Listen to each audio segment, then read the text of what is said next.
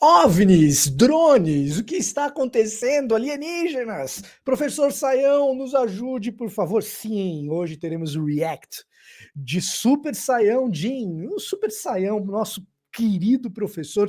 No meio de tanta coisa que tem na internet, é tão bom quando aparece um bom canal, se você ainda não é inscrito no canal do professor Saião. Hoje sou eu fazendo a propaganda do nosso querido professor, que vai falar sobre Bíblia, alienígenas, e eu vou falar um pouco também, porque hoje é dia de React estupefaciente, coisa que deixa a gente de cabelo em pé, estupefato, segunda-feira a gente tem isso, mesmo que seja tarde da noite, ele aparece. Olá, eu sou o Victor Fontana, esse é o meu canal, ele pode ser um pouco seu também, para isso basta que você se inscreva nesse canal, ative as notificações, deixe o seu like, seu comentário, se você gosta de Bíblia e de teologia, aqui é o seu lugar. Quando você interage, o YouTube identifica que você gosta desse tipo de conteúdo e passa a te indicar coisas parecidas, inclusive o canal do professor Saião, dessa vez falando numa aula de alienígenas e a Bíblia. Vamos falar disso e até um pouco mais, mas eu vou falar pouco porque hoje é dia dele brilhar, não eu. Importa que eu diminua para que o Saião cresça. Olha que beleza. Não, vamos ouvir o Saião falando, vamos ouvir, eu tenho certeza que vocês vão gostar aqui. Roda o vídeo aqui que Saião é vida. Alienígena na Bíblia. Mas que história é essa? Você já ouviu essa conversa de que a gente tem disco Edição maravilhosa, né? voador, alienígenas, ETs visitando a humanidade nos tempos antigos, que dá para então. Cara, é a segunda vez que eu tô vendo esse vídeo e eu acabei de perceber que eu tô na frente do ETzinho, mano. Olha o ETzinho aí embaixo. Não, tem que deixar o ETzinho falar com o Saião. E ó, se você ficar até o fim do vídeo, eu vou falar para você o meu top 5 de ETs favoritos, ok? Top 5 de extraterrestres favoritos que eu tenho. Mas vamos lá, segue, Saião. Que eu tô zoando um pouco, mas o vídeo é sério, ele vai trazer conteúdo e eu vou falar um pouco também. Entender o que houve na história, especialmente alguns textos na Bíblia? Pois é, deixa eu arrumar as minhas antenas aqui para entrar em contato, atenção, com a minha espaçonave, pum, pum, tentando fazer conexão. Será que a história é essa mesmo? Existe ou não existe essa conversa de alienígenas, seres de outros planetas, de outras, talvez, galáxias ou constelações de estrelas, planetas, sei lá o quê? Por que é que esse assunto foi levantado e como é que a gente entende isso? Eu me lembro, não faz tanto tempo, conversando com uma pessoa sobre aquilo que Jesus falou aos seus discípulos, quando ele disse: eu tenho outras ovelhas que não. Repara nas anteninhas, cara. Cara, se não pelo humor, cara, ó, se não pelo conhecimento que o Saião tem pra caramba, pelo humor você tem que seguir lá, cara. Sério mesmo. São desse aprisco, que não são desse grupo aqui. O indivíduo imediatamente disse: olha, eu acho que Jesus está falando de pessoas de outros planetas. É claro que o texto bíblico não está mencionando nada disso, está falando dos futuros seguidores de Jesus, mas tem outros textos que são. Ele fazia isso em sala de aula, cara. Tem outros textos. Quando ele tá falando aqui das ovelhas que não são desse aprisco, que são futuros seguidores, né? O que o Saião mencionou aqui, é o fato de Jesus estar falando com o público judeu e os gentios serem incluídos, né? Então você tem judeus e gentios como o novo povo de Jesus, né? Como o novo povo, nova família de Deus que inclui todas as etnias, judeus inclusos, mas também ovelhas de outros apriscos, de outras etnias que vão ser trazidas para o caminho de Jesus. E agora tem outros textos aqui. Vamos lá, Sayão. Meio assim diferentes, meio estranhos, né? E olha só o que a gente encontra, por exemplo, no segundo livro de Reis, no capítulo 2, o seguinte relato eletrizante. Olha lá.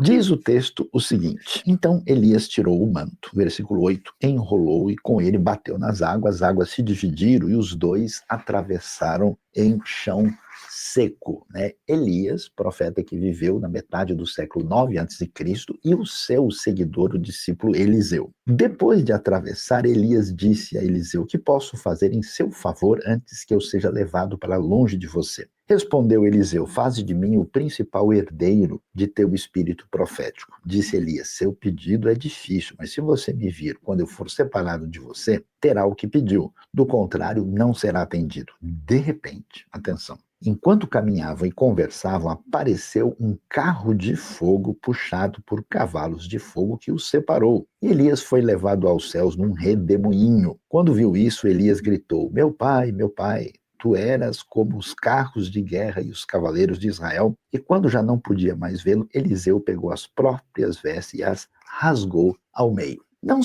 Coisa que o Sayão não vai tratar aqui nesse vídeo, que eu acho um absurdo, é o cavalo que está conduzindo a carruagem, está de fogo, todo mundo sabe, com a lei seca, você não pode dirigir de fogo, vai separado na blitz e vão levar a carruagem embora. Então, cuidado, se dirigir, não beba, se beber, não dirija. Cavalo de fogo é um absurdo. Dirigir de coisa pior, né? Na minha infância, cavalo de fogo era desenho infantil. Como que pode apologia à embriaguez desse jeito, né? Onde já se viu um cavalo de fogo?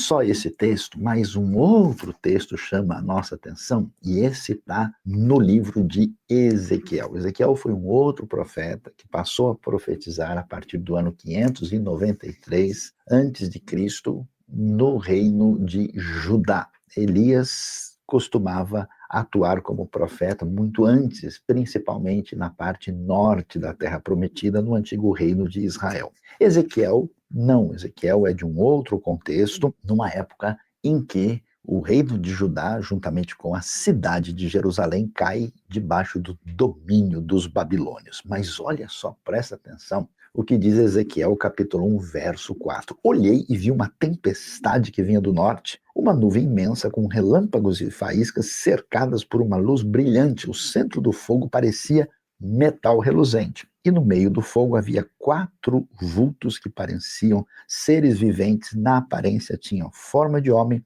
mas cada um deles tinha 4 rostos e 4 asas. Suas pernas eram retas, seus pés eram como de um bezerro e reluziam como bronze polido. Debaixo de suas asas, nos 4 lados, eles tinham mãos humanas, os 4 tinham rostos e asas. Uau! Que história é essa, Sayão? Como é que dá para explicar essa conexão de entendimento sobre isso? Então vamos lá. Bom, em primeiro lugar, a gente precisa dar uma palavra aqui sobre esses textos bíblicos. O livro de Ezequiel, por exemplo, é um livro que está falando de visões. É um livro profético que se aproxima já daquilo que a gente chama de um gênero quase apocalíptico. Ou seja, essas visões, elas não são uma realidade, elas são visões que têm sentido simbólico e estão procurando ensinar de maneira enfática e pedagógica alguma lição importante da parte de Deus. Então, não é correto, é o que a gente chama de uma hermenêutica deficiente, fragilizada, imaginar que nós temos aí uma espécie de descrição linear histórica daquilo que aconteceu. Não, é apenas uma visão, e, portanto, na visão você tem uma reunião de símbolos diferentes que não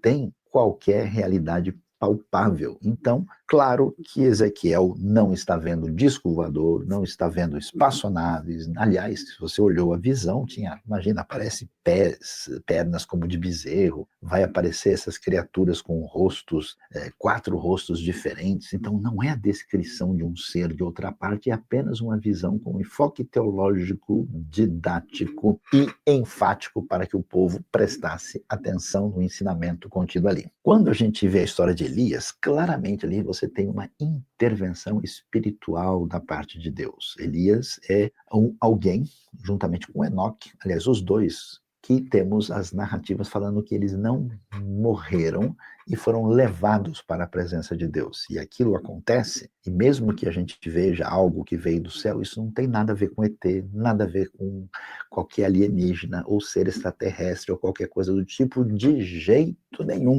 A coisa não funciona assim. Bom, uma vez que a gente olha que esse texto bíblico está sendo mal utilizado para sugerir essa realidade, a gente pergunta, mas e daí? Mas será que não existe? Será que não tem alguma conexão nessa história. Sabe, eu me lembro, não faz tanto tempo assim, eu fiz uma viagem ao Egito. E quando eu cheguei lá no Egito, de repente alguém chegou e falou, mas será que as pirâmides aqui, né, será que essas pirâmides, deixa eu até me lembrar assim, né, tem as pirâmides do Egito, né, a famosa esfinge de Gizé, e aí na frente, né, das pessoas lá do Egito, alguém comentou, eu acho que as pirâmides são obras dos alienígenas. Meus amigos, nem falo o que aconteceu.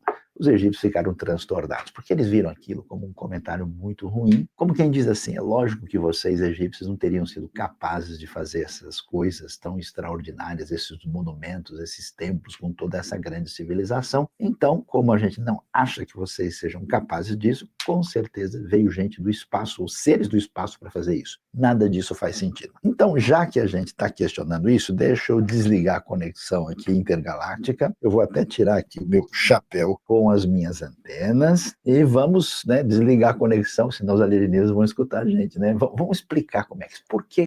Agora ele vai entrar numa explicação mais científica, que se você quiser ouvir o que ele tem a dizer a respeito de ciência, se assiste o vídeo lá no canal do Saião, que eu vou deixar o link aqui na descrição. O que eu queria aproveitar, já que o Saião tocou nesse assunto do Antigo Egito, que é o assunto clássico que eu falo, que o pessoal assiste alguma coisa, algum documentário mequetrefe de TV por assinatura, de canal por assinatura, e acha que ETs construíram as pirâmides, esse tipo de coisa, né? Cara, para além de ser um insulto aos egípcios, como quem diz assim, imagina que vocês seriam capazes de construir essa pirâmide, é um insulto aos escravos que trabalharam lá, e isso a gente tem no texto bíblico, tá? Então, quando os hebreus são escravizados no Egito, o relato de Êxodo diz que eles estavam... O que os hebreus estavam fazendo ali no Egito? Qual que era a mão de obra hebreia? Para que ela era utilizada ali no Egito? O que eles faziam? Eles faziam tijolos. Qual que é a punição do faraó quando ele percebe que os hebreus estão começando a se rebelar ou imaginando uma espécie de rebeldia? Olha, tira a palha dos tijolos deles e manda eles fazerem só com betume. Lembra disso lá em Êxodo?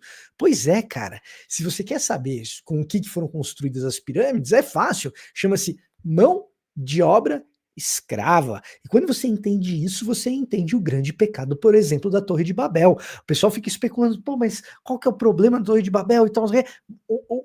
O hebreu que acabou de sair da escravidão fazendo tijolo para construir pirâmide, para construir torre, a hora que ele olha para o relato de Babel ali escrito por Moisés, ele vai olhar para aquele negócio e falar assim, olha só, tem um versículo aqui dizendo que eles tinham uma tecnologia nova, chama tijolo.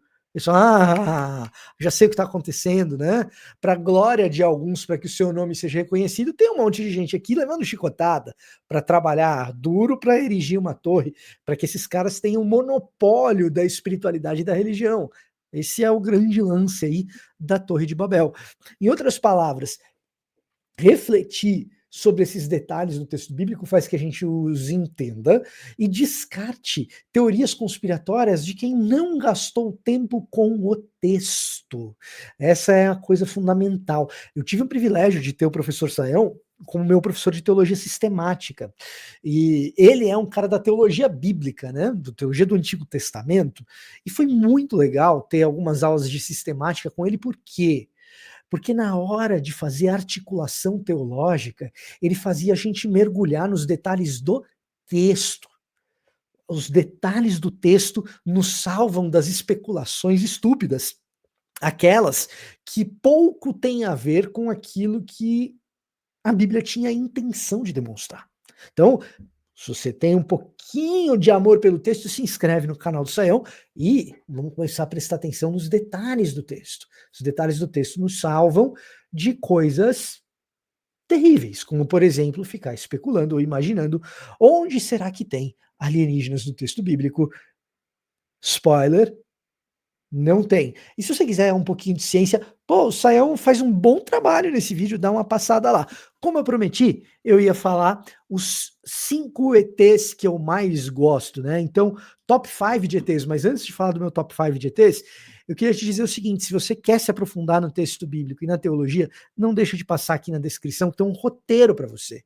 Um roteiro de uma curadoria que eu fiz, com os livros que você tem à disposição, principalmente em português, para se aprofundar em teologia, na ordem que você pode ler e ganhar mais conhecimento. Ou seja, não gasta dinheiro à toa comprando livro que você não vai ler, ou livro que você vai perder tempo porque poderia ter comprado outro. Pelo valor do seu próximo livro, você vem aqui, baixa o meu roteiro, que é uma curadoria dos melhores livros em cada área, e você tem uma sequenciazinha de qual livro ler em qual sequência.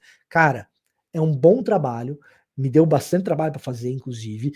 Tá um precinho baratinho. Se você não gostar, você pode pedir seu dinheiro de volta. Então, dá uma passada aqui. E agora, como eu prometi, top 5 de ETs que são os meus favoritos.